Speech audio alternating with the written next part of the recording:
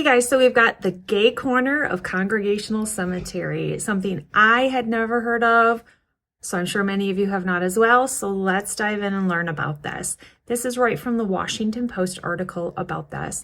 So once known as the National Burial Ground, Congregational Cemetery, which is near Christ Church, acquired its name because the government decided they wanted a cemetery where Congress could be buried if they died in office. 6,800 people are now buried there, including John Philip Sousa, Matthew Brady, who is a Civil War photojournalist. And there's also a public vault there that can hold casketed bodies until burial. And many presidents that have been buried elsewhere have been held there. John Quincy Adams, William Harris, Zachary Taylor.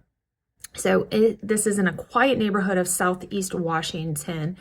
And there is a headstone for Leonard Matlovich, who is a persistent advocate for gay rights back in the 1980s, who passed away in 1988. He chose to be buried in Congregational Cemetery, and the area and section where he is buried is now the LGBTQ section. So why did Matlovich decide to be buried there?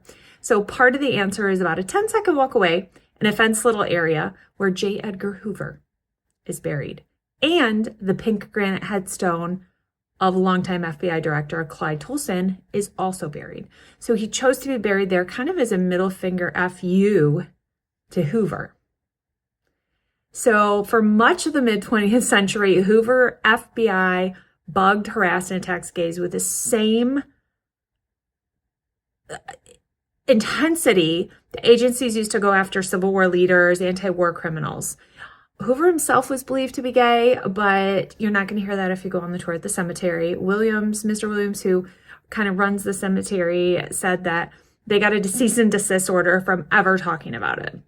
Tolson was suspected of being his lover and partner, which, good for you. Why not just be proud of that? But instead, they took a different stance. And so it became a thing. And so Matlovich died in 1988 at the age of 44. He had purchased a second plot next to him, hoping that a future partner might be buried there, but his headstone covers both plots. His headstone reads, "When I was in the military, they gave me a medal for killing 2 men and a discharge for loving 1. Above those words are 2 pink triangles, an upward pointing one symbolizing gay rights and a downward pointing one that gay prisoners were forced to wear in Nazi concentration camps." So there's another historical piece of information for you. To the left of his grave is a memorial to a gentleman named Frank Kameny. And Frank was one of the most significant figures in the American gay rights movement. His headstone reads, "Gay is good," which was a heretical slogan at the time, but became super common to say, and it was started back in 1968. He's not actually buried there. He just has a headstone there.